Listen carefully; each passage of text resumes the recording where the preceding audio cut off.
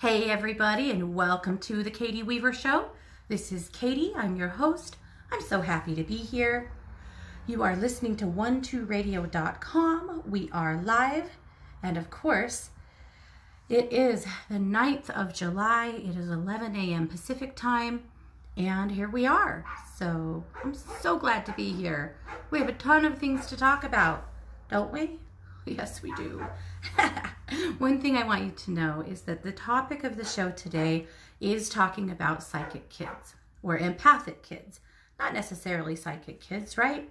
Can kids be psychic but not empathic? Probably. Well, no, I don't think that's true. Can they be empathic and not psychic? Maybe that's true. But I wanted to come to you guys today with some information because I'm feeling like kids are pretty out of sorts right now. But also summer's a great time to work on helping kids with their gifts so that when school starts, just maybe they can go to school without a bunch of misery. So for them and for their mama, right? So that's what I'm thinking about. So that's what we're going to talk about today.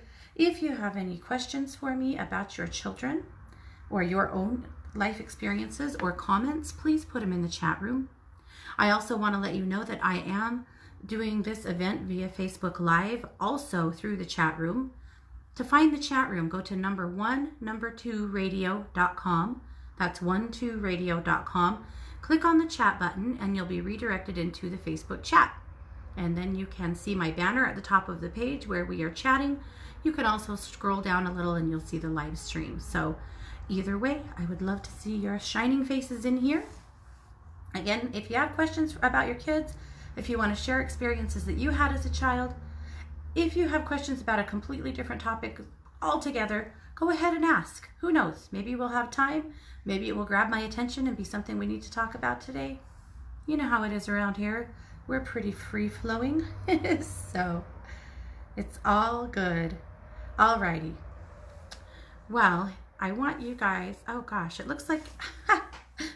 We're going to have to fix that. It looks like I'm coming up in Facebook as Luminous Magazine because now that Luminous has a Facebook page, apparently that's the only thing that matters. I'll have to fix that. I'm not sure how. It's all right. But that is me. If you see me under the moniker of Luminous Magazine, it is me. Alrighty, guys. Well, I hope that you had a good weekend. It was the 4th of July here in the States. There was a lot going on, a lot of energy around.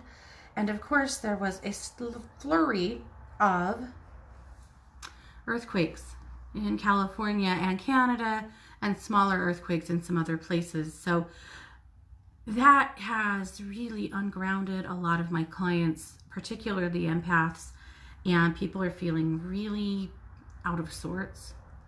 And so I think that we're going to do some grounding work today and talk a little bit about grounding, but recognize that you don't have to live in the vicinity of a big earthquake to have some physical or spiritual symptoms from it. If you're sensitive and empathic, a lot of people feel it whether they, want to or not. So, or whether they're in the area or not. Just because you don't live in California doesn't mean that earthquake didn't unsettle you somehow. So, in our singing bowl work later in the show, we're going to do some grounding, because I suspect that everybody really needs it. Yeah. So speaking of ungrounding, I went to a really fun event over the weekend. I went back to the little tiny town I was born in called Driggs, Idaho, and went to an event that they do there for the 4th of July. It's a hot air balloon festival, and it is an insane amount of fun. I've gone when I was little. I've gone a few times. And now suddenly I get to go as an adult and take my own kids. Now, I will be real. Mars was the only kid that got up and went. Everybody else thought that that was way too early because we live a good hour from there. And the launches start at 6 o'clock in the morning. So it was just me and Mars and Christy and Kara. And we had such a wonderful time.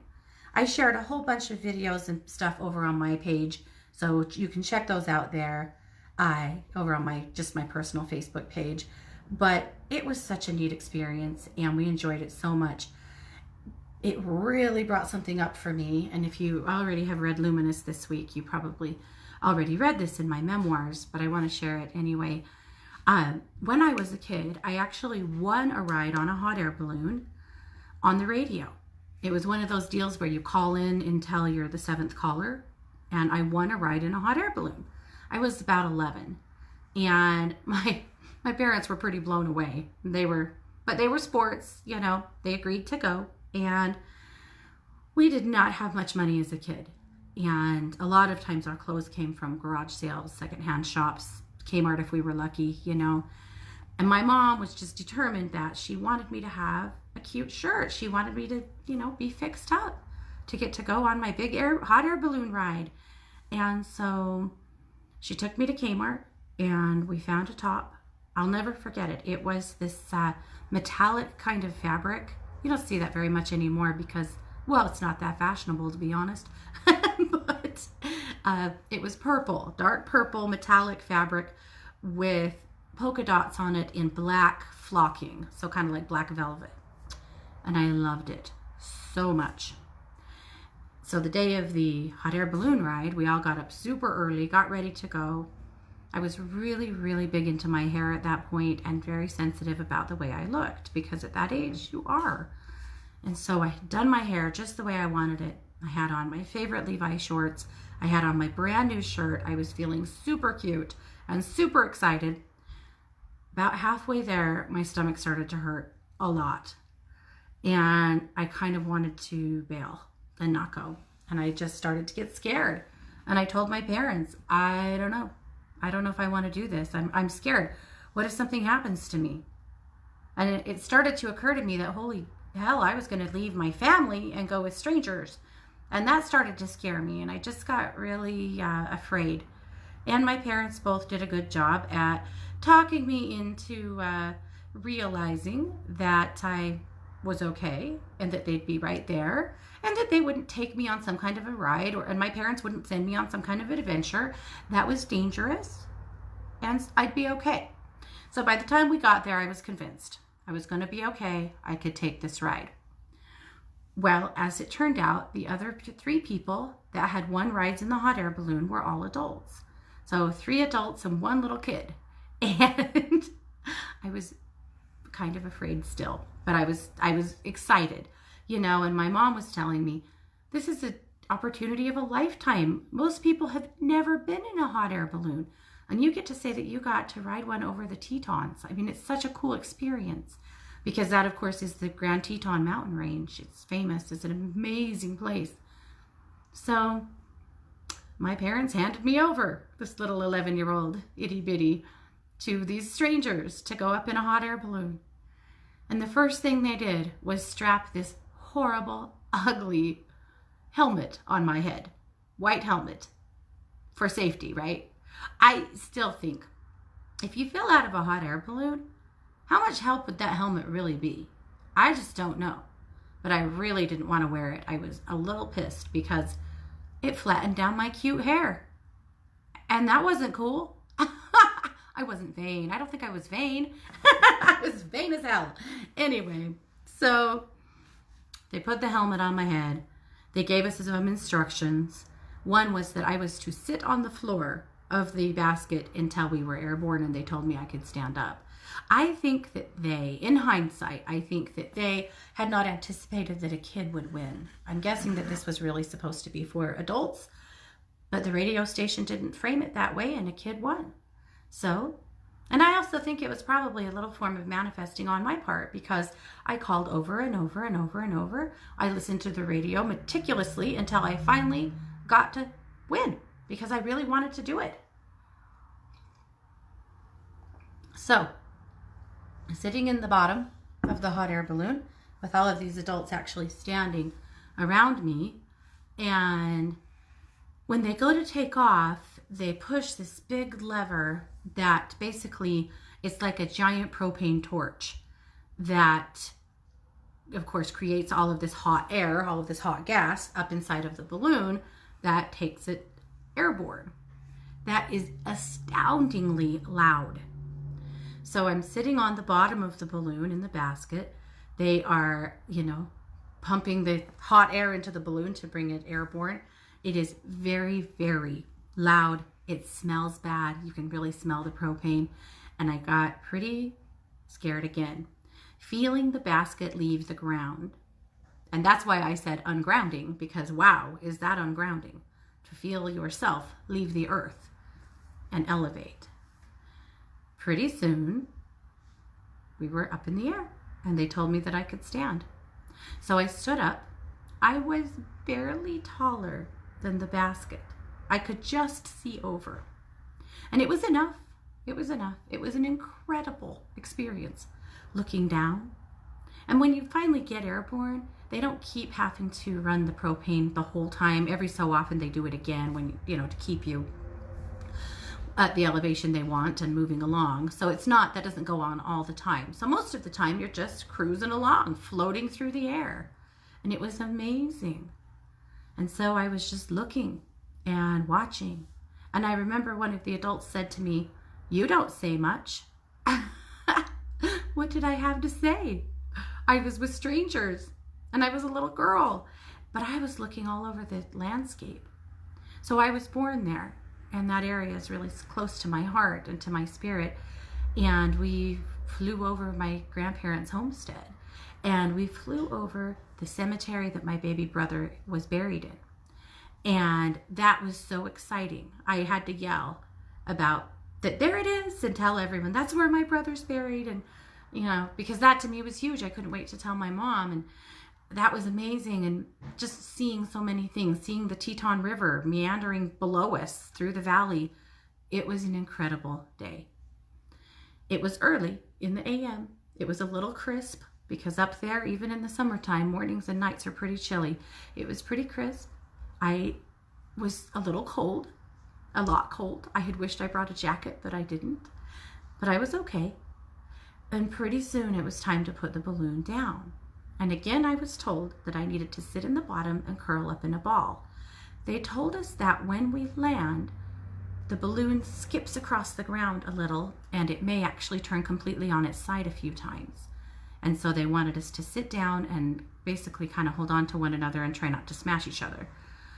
Well, indeed, the balloon did go clear on its side twice. It was kind of heart-stopping. And then we were down. And there was a pilot car that waited for us to take us all back to the launch site. We'd been in the air for about an hour, but you don't go very far. And so we got in the launch car, and they drove us back to reunite with our families. But there was one last thing. They said they have an initiation for people for their first flight in a hot air balloon. Okay. So they took 4 Dixie cups, and they opened a bottle of champagne, and they opened a bottle of orange juice, and they put champagne in the cups of the adults, and they put orange juice in my cup. And they told us that we had to kneel down and put our faces to the ground and get our cups in our mouth and tip them back and drink. And that was our initiation. Okay, I'll tell you something. I was raised in a religion where drinking was prohibited. And frankly, alcohol to me was a little frightening. I hadn't seen much of it. I hadn't smelled much of it. But to me, at that time in my life, it was a very bad thing. And so I was already kind of uncomfortable at what was happening there, because I was uncomfortable being around alcohol. Oh, how times have changed. Just kidding. Anyway. But so there we were.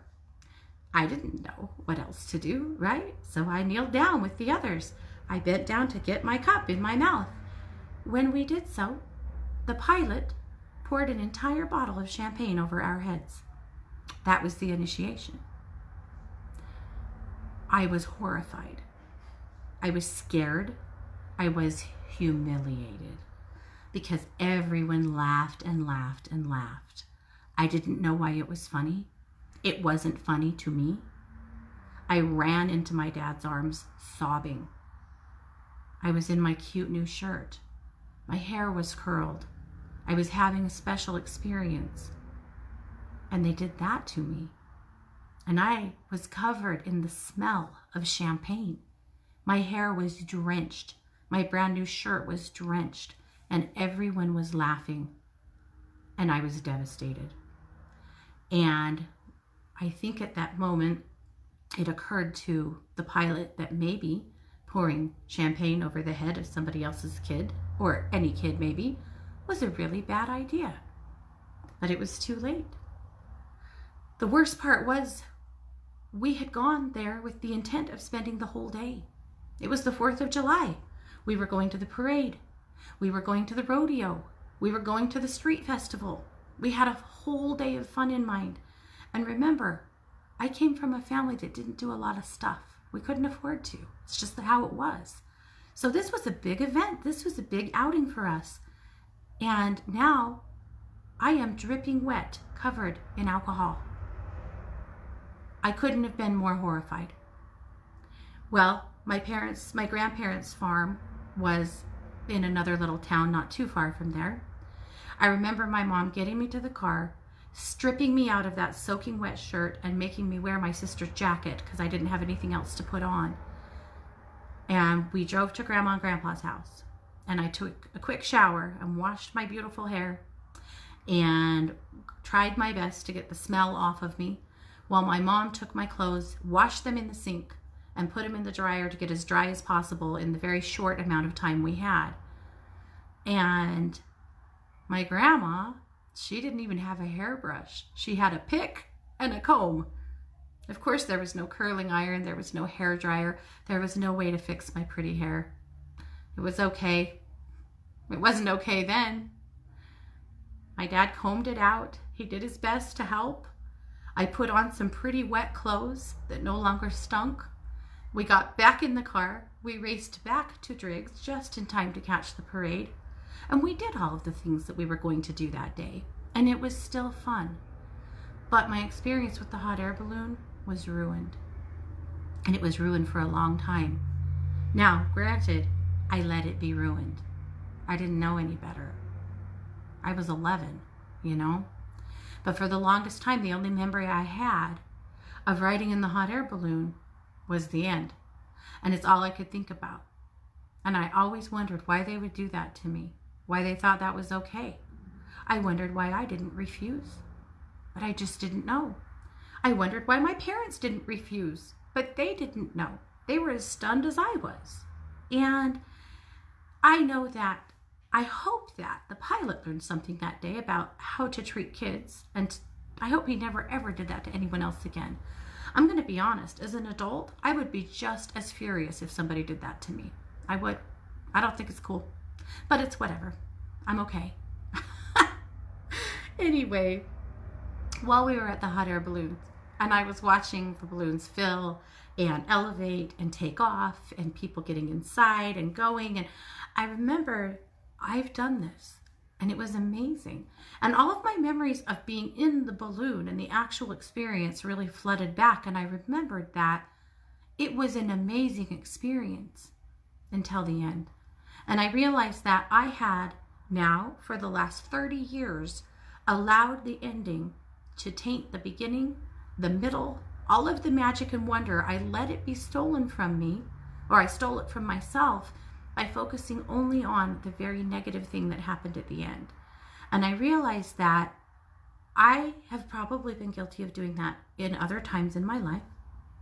I think we've all probably been guilty of doing that at other times in our life, but it's a huge lesson to me that I need to do better. And it also made me think that I probably need to dig back into many experiences that I have had and think about all of the wonder, all of the magic, all of the experiences that I've had that were amazing, that I let something taint, and that's all I'm remembering.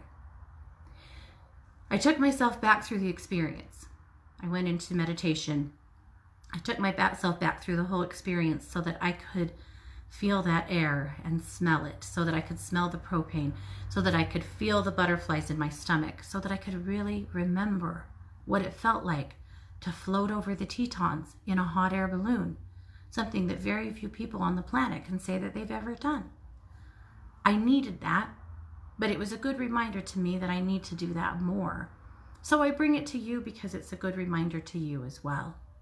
Don't let what happened at the end be the only thing you remember about the experiences in your life. You know, we say this about creativity all the time, right? It's the process. It's not about the end result. Well, so are so many of our stories, so many of our life experiences. So there you go. That's my hot air balloon experience. Let's go ahead and dig into Luminous. I put a link in the chat room. Oh, good. Scott shared a picture. That is Christy's picture, and it is gorgeous. I have to give all credit to her. She did a gorgeous job of photographing up there. Yeah, he shared a few. What an exciting experience. Yep, pretty cool. All righty. So let's look at Luminous. So if you would like to go there with me, you can head over to katie-weaver.com and just click on Luminous Magazine, one of the links there. And we'll take a look together. Okay. You might notice all new art. I changed up all of the art this month, or this week actually, and I'm really loving it. It looks like it's embroidered. It's so pretty. So I called the magazine this week the Your Life, Your Rules edition. I'm feeling a little rebellious. A little bit like it's time for me to shake some things up. A little bit like it's time for me to have a good hard talk with myself and probably others. And I wonder how many of you are feeling the same way. Your life, your rules. We have a brand new column. It's written by Christy Brower. It is our pain-free living column. She's doing a lot of work with pain. She knows pain. She's had chronic pain since she was 18 years old. She knows pain. And she's doing a lot of work right now to help her clients to work on their own. Physical pain, emotional pain, spiritual pain. So be sure that you look for her column. It's awesome. Of course, there's my memoir. And right after that is Christy's column about pain-free living. Really important stuff. And then, of course, you'll see all of our regular things. Kai wrote a beautiful article about connections to self that is just brilliant. I loved what she had to say. It's a part 1, which means there's a part 2 coming, which makes me happy because Kai's work always inspires me.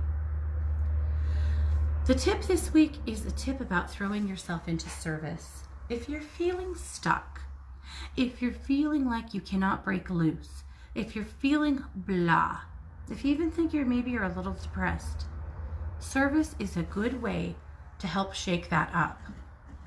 Now, when I say service, I don't know what that conjures up for you. I know for a lot of people it makes you think about like very organized service, right? Maybe you don't have time to volunteer at a soup kitchen. Maybe working at an animal shelter is not your jam. That's okay. Service comes in a million different forms. Maybe this is doing something for a neighbor. Maybe it's going to visit a relative. Maybe it is doing something kind for a friend. Maybe it's a random act of kindness. Maybe it's picking up some trash somewhere. Maybe it's something else entirely. That is fine. There's no wrong answer. Whatever you have in mind for service is perfect, right? But if you're feeling like shit, do something for somebody else or for the planet. I promise you it'll help give you a boost. Because who wants to feel like that anyway, right? Not this guy. Okay. Dr. Elisa says, whatever you run from follows you. Turn and embrace what you fear and it loses power over you. Isn't it amazing when we take the energy out of something, how everything changes? It is. Christy brings us her Kindred Spirits Energy Oracle card. This week it is the Moth card. I love this card. It's pretty cool. So the Moth, the primary message is perseverance, seeking the light and change. The challenge is giving up, getting lost, and temptation. The crystal is Tiger's Eye. And the meditation, dear Moth, please give me strength to persevere through change. Isn't that a good one? There was actually a moth dead on the floor in my house this morning. And I was so sad because I think moths are really cool. I did not go and put it in Mars's bed, which would have been really hilarious and mean, so I didn't do it. But don't think I didn't think about it. She's lucky her brother wasn't home. But she's totally freaked out over moths. I don't know. Anyway, I didn't do it because I'm not that naughty, but rude. Anyway, so many more great articles. I don't have time to go through them all with you guys today, but I know that you have that time. So when you have a minute, sit down, take a look. Let me know what you think of the new art. I really love it. I think it's a lot of fun. So again, so much good stuff in there. And of course, you can subscribe to Luminous. All you have to do is go to the home page of Katie-Weaver, scroll right below my video, and there is a spot there to click on that says the Domestic Mystics Daily Dish. If you click on that and subscribe, I will send you the Daily Dish, which is one reading a day, a free reading every morning.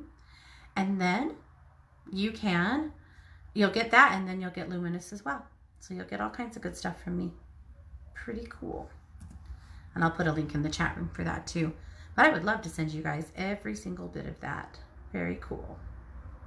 All right. Well, let's keep moving here. Let's do the Ground, Bless, Protect, and Move reading for the week. So this is my deck from my website. You can go find it over there. But this is my spiritual care deck with the Psychic Sisters. So the ground card this week is the Touch the Earth card. So to ground yourself, get yourself outside. Get your hands, get your feet, get your body on the earth as much as you can. Go take a nap under a tree. At least get your bare feet there. Get your hands in the dirt. Touch the earth. That's a really powerful and easy way to ground. All right, the Bless card is the third eye card, which doesn't surprise me a lot because we have this, weird energy with the earthquakes that make people feel super ungrounded. So the third eye card is a great reminder to get grounded and to attend to your chakras. So how do you ground your third eye or bless your third eye? Sorry, you don't have to ground it. You got to bless it. Put your hands over it. Sit with it. Right? Good. And then speak out loud whatever it is that you want for your third eye. Perhaps you want balance. Perhaps you want it to be opened more. Perhaps you'd like to feel more connected to your angels or to your guides or to the other side. You decide. And once you are done blessing it, then I always like to anoint a chakra blessing with an essential oil. So for third eye, I like lavender. I like rose. I like sandalwood. I like chamomile. You can choose. There's no wrong answer there. And that's how you do it. All right. The Protect card is the bubble. So this card is really, I think, useful in being able to create a safety separation from you and from others. The bubble's a really powerful technique. So blue bubble of light. What if it's not blue? What if it comes through to you in a different color? That's fine. There's no wrong answer. Imagery meditation, or perhaps it's a mala meditation or a mantra meditation. There's a lot of different kinds of meditation. It's up to you to explore, to find what you like, and to do it. But meditate. If you could commit this week to meditating for 15 minutes a day, that's it. If you want to give it more, fine. But 15 minutes is a great, a great hallmark. You don't have to go more than that to get a lot of benefits. People tell me all the time they don't have time to meditate. And I'm like, I think you have 15 minutes, man. You might not get no human talking at you. Just quiet. And see where your mind goes. That's always a powerful way to just let yourself loose. So that is the Ground, Bless, Protect, and Move reading for the week. I want to move right on to our singing bowl work. So as I said, I felt like we needed some help with grounding this week. And I also felt like we needed some help with creativity. Because what I'm feeling in a lot of people is that they are trying to birth some kind of something. Do you feel like you're supposed to be doing something but you don't know what it is? Do you feel like there's a part of you that needs something but you don't know why? Is there something in you that feels like it's shaking loose, but you're not sure what it is shaking? A lot of people are feeling like that right now. And so I reached for the grounding bowl, for the C bowl, note of C. And I was totally shut down on that. And what Spirit said was, no, we're going to work through the sacral today. It's not even the root. I don't know why. So here's what I'm going to do. I'm going to trust that you guys are going to do something today for your root chakra. Get yourself outside. Take a sea salt bath. Get a hold of a dark stone and put it on your person. Do something that nurtures your root. Because I was told I had to help you with your sacral because it's about creativity. So here we go. All right, so I showed up with my sacral bowl. This is the note of D. This is my oldest bowl. This is a very special bowl to me. This bowl was dated at about 350 years old, and it is such a special one. So, and when you hear it, you'll know why. So here's what we're going to do. This is a two-part deal. I'm going to play the bowl. The first time, I just want you to shift your consciousness to your sacral chakra. That's right below your belly button. It's orange, typically. Just hold your energy there. The intention that we're going to hold is that we will allow the vibration of the singing bowl to clear any blocks, any energy there that doesn't belong there. So that's what we're doing first. So here we go.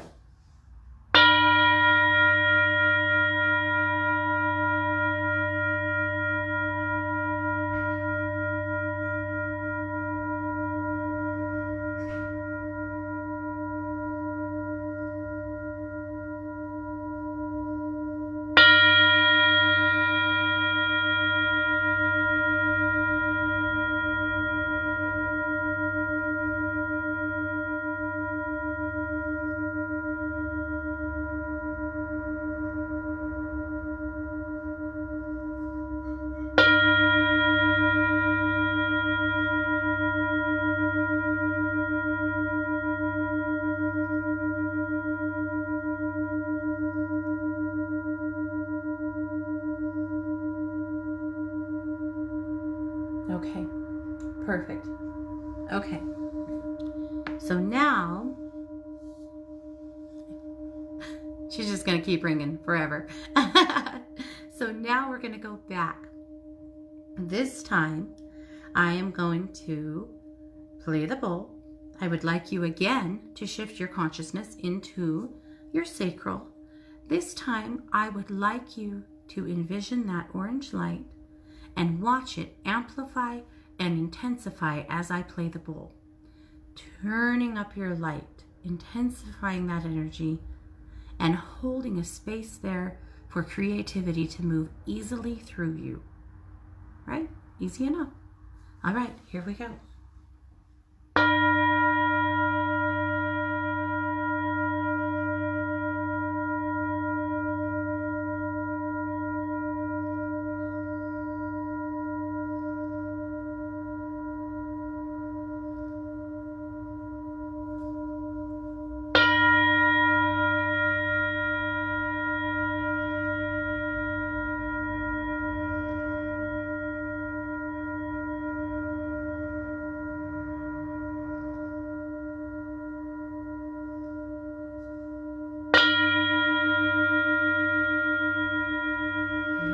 Witnessing that light amplifying, intensifying, turning it up, allowing creativity to flow easily through you.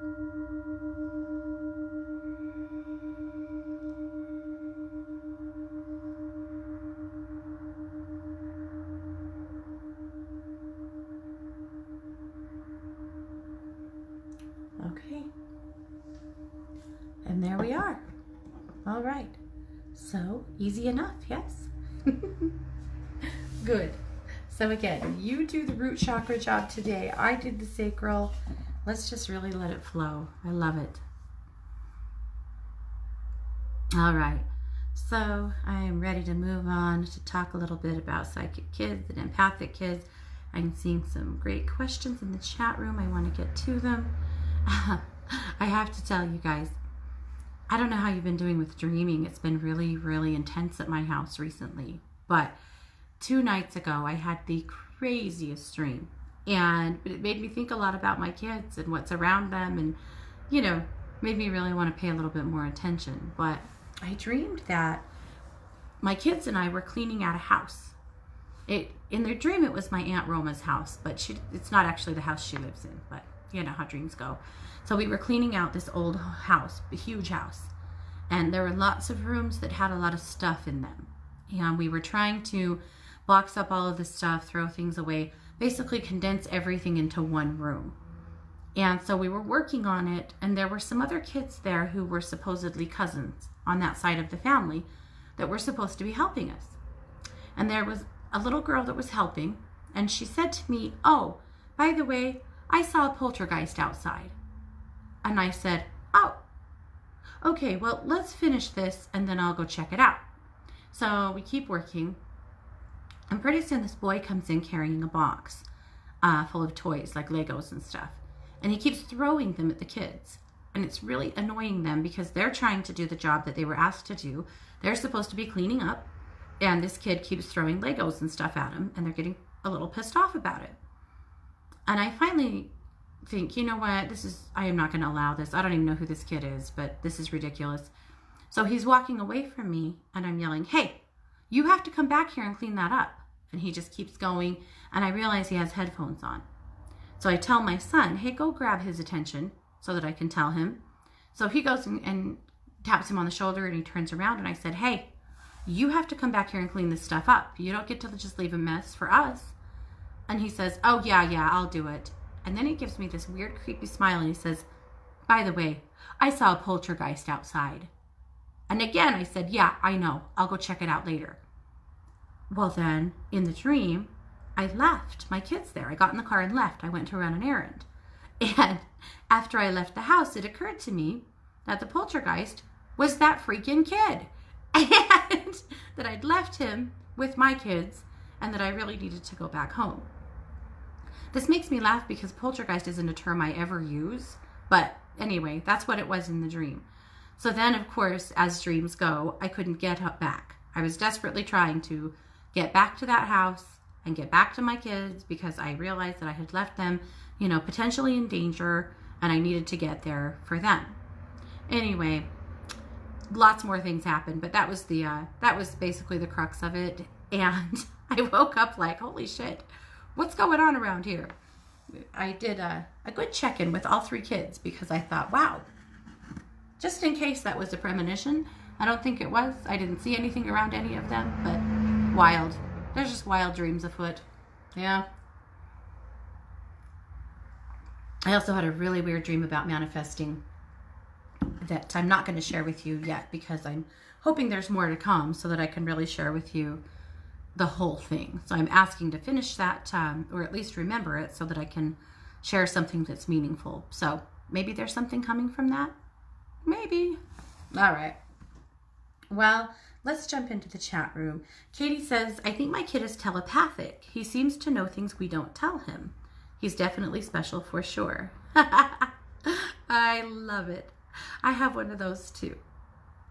One time we were going to the store, and I knew what we were going to the store for, but my daughter didn't. And she was hassling us about what we were going to the store for. And her dad was just teasing her and playing with her and refused to tell her, you know, and so she's going, "Why are we going? Why are we going? What do we need at Walmart? Why are we going to Walmart?"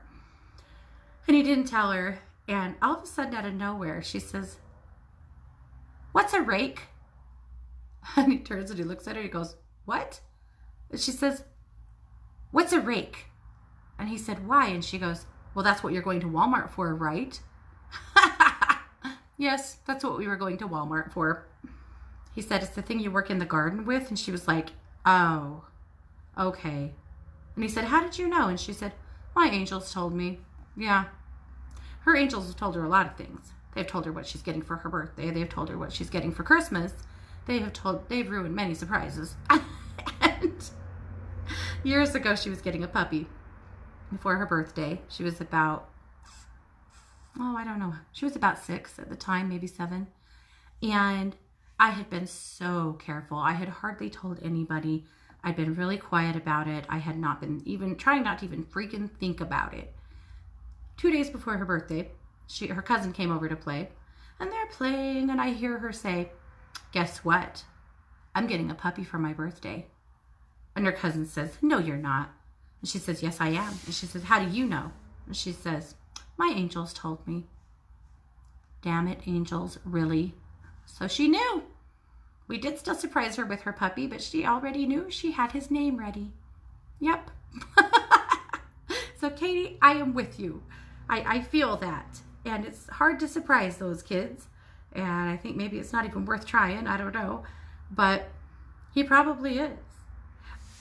Whether his angels tell him or he just is picking up on it and he's trusting that, here's what I would do if I were you. I would help him to trust it. If he knows something you didn't tell him, ask him how he knows. Not in an accusing way, of course, but in a more like you are the newspaper reporter and he's the subject of your interview. Ask him questions. Ask him to share. Ask him to help you understand how he knows what he knows. When you do that, it really helps their gifts to grow. So here's the caveat. Don't do it in a way that sets that apart as the most special thing in the world. Because when you do that, it turns kids off. It makes them feel like they're weird. And parents think it's cool and they get very excited. Don't make it over the top. Just interview him. Talk to him about it. Write it down. Keep a little psychic journal for him. When he has those experiences, jot them down in there. And then you can say to him, hey, remember that one time when we were going to McDonald's and I hadn't told you we were going to McDonald's and you told me that you wanted a Happy Meal? Or remember that one time when, you told me that Grandma was going to call and then 2 minutes later Grandma called? Yeah, that was pretty cool. Have you had any experiences like that lately? And just be the reporter. But again, don't go too over the top. Don't brag to everybody you know. Don't make it weird for them or they stop doing it. It's a reason that kids will flip that switch. I've seen it happen a lot of times. All right. Maureen said, I would love a reading. Okay, tomorrow Meg's deadbeat thief of a roommate has her day in court. The roommate following Meg has also had items and money stolen. Meg keeps telling me that karma will get her. She's heading back to college on August 8th. Her happiness and safety this year. Oh, praying for her happiness and safety this year. Standing strong in her power. Here's the thing. There is going to be a settlement, a judgment. The roommate is going to get some of her comeuppance. I don't think it'll be enough that you're going to be satisfied, Maureen. I have to be honest with you. I feel like you're still going to go, when does this kid get hurt? What's coming to her? That seems to be a slow roll. However, there will be a judgment. There is going to be some blowback right now. So be aware of that, but know that it's probably not going to be as much as you were hoping it was going to be. But I'm joining you in praying for Meg's safety and happiness this year. It is going to be a much better year. I am absolutely certain of it. Okay. Mary Beth said, I had to go cleanse my oldest daughter's home several times since the twins turned 13. They keep seeing dark figures. Hopefully this last time helped. I sat them down and explained puberty and... Facebook Live is tricky. Okay. I sat them down and explained puberty and paranormal activity, and when you're gifted, that spirits or entities don't know you can see them, and how not to scream or overreact and calmly stand your ground. I told them it's like a stranger walking into your home, so take control. Any tips? I think that's super, super good advice. I would also say, Mary Beth, let's teach them how to call some light in to back them up. So that could be in the form of angels. That could be in the form of ancestors. But let's teach them how to pull some light in to really back them up when that shadow comes around. But it's true that they do need to definitely stand tall and tell it has to leave. I was curious as to what the figures are, so I wanted to tune into that.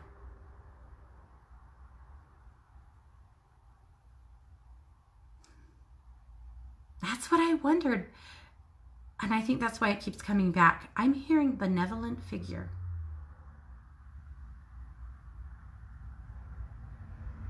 Yeah, that's what I thought. Okay, it is a guardian of theirs. It is dark, and so it looks dark. And what do we think about things that are dark? That they're dark, right? And we get freaked out. Now, I'm not saying these kids don't draw some things into them. They are bright lights. They are like the moth, right? Or, well, they are like the flame, I guess, that draws in the moth. But in this case, this figure is a part of them. If they could have a full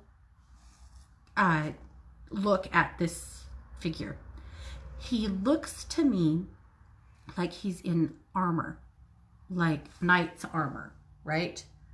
And he has a big hatchet thing, like a big, not a hatchet, it's a axe. Yeah, like a big axe. Okay. Sorry, having a little argument with myself. A big axe. He's a guardian of theirs. These kids shared a past life in what I would say is some England. I would say sometime around 1000 AD-ish. Yeah, this is kind of like Camelot times, I think. I'm not sure on the time frame particularly, but it's around that era of time. And this figure that's with them, this is a guardian to them in this lifetime. So yes, teach them how to cast things away. Yes, teach them to stand in their power.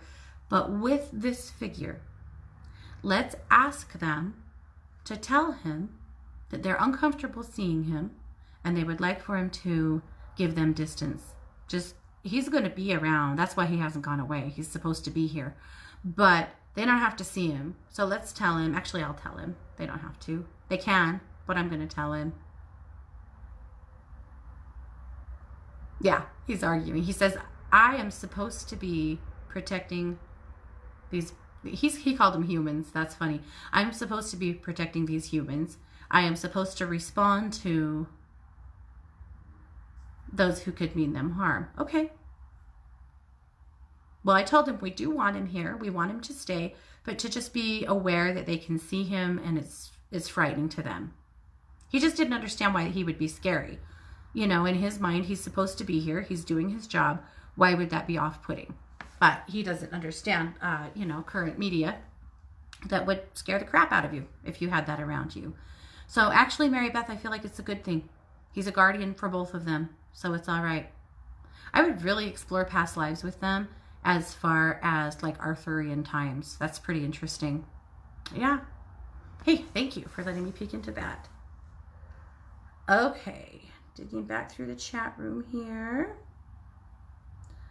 Marlene says, I'm going to go on a stretch and ask about my new child, a kitty that we now have, Fig. Fig is like a tuxedo kitty. Oh my God, he's so cute. Oh, sorry.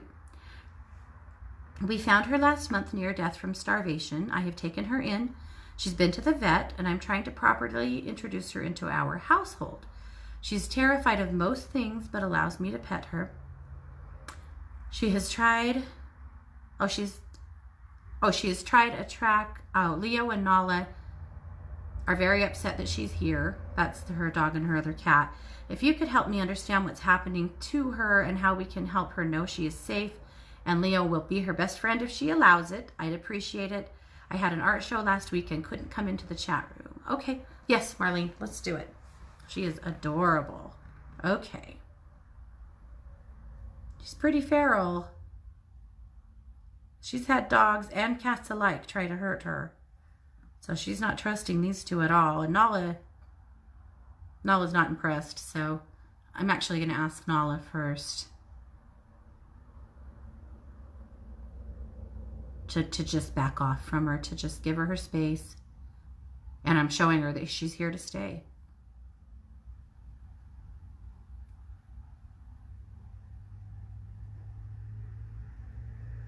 So sorry to Leo, but she's going to focus her energy there. She's okay, Maureen. She's a little pissed. She just is a little blindsided by having another cat. But I explained to her that this cat was literally dying and needed someone to be kind. And I reminded her that you have been extremely kind to her and that you just felt like you needed to be kind to this kitty as well. And that did soften her attitude a little bit. All right, so let's go back to the kitty here. She's frightened of me. going to just do a little energy work here and see if that helps soften the energy between us. So I'm turning my Reiki on to just let that flow to her.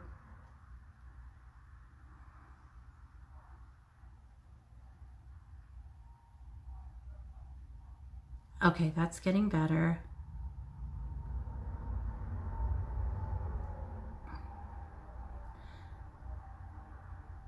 You know, she's letting me do some pretty good work. I'm going to go ahead and clear some of the fear away from her, and I'm going to ground her.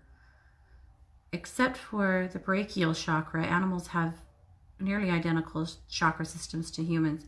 She's insanely ungrounded because of all that she's been through. So first I'm going to clear her aura and just take as much of that fear away as I can. Poor thing, her tummy just hurts from fear and anxiety. All right, now I'm going to ground her, get that root chakra pulled back into place and ground it into the earth.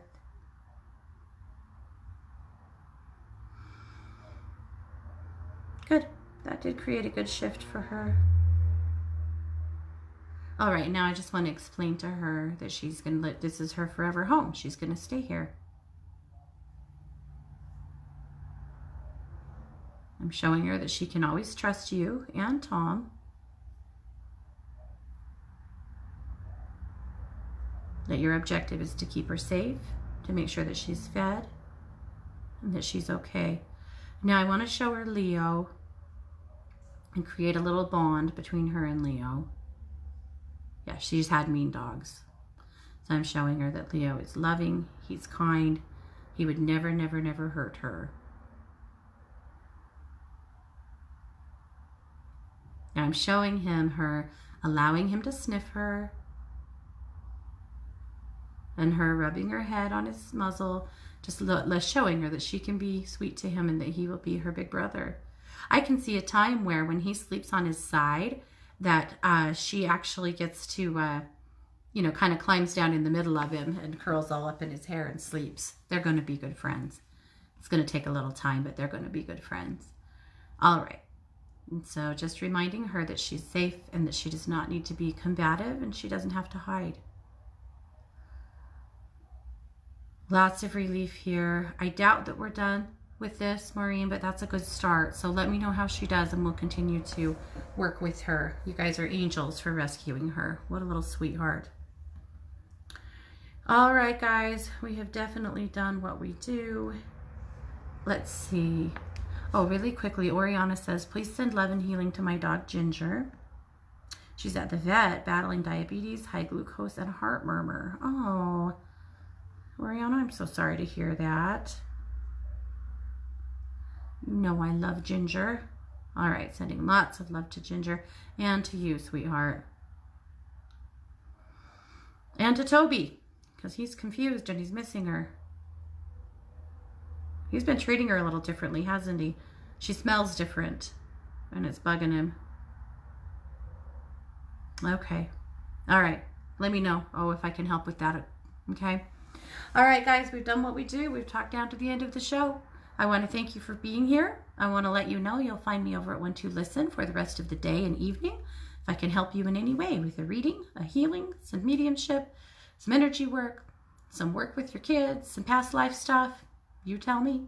I will also be here on Thursday with the Psychic Sisters at 11 a.m. Pacific to finally issue marching orders for July. We're way behind the times because of life and the calendar, but it's all good. Alrighty, guys, thanks so much for being here. You have been listening to The Katie Weaver Show here in 1-2 Radio, where we're changing the way we listen to the world.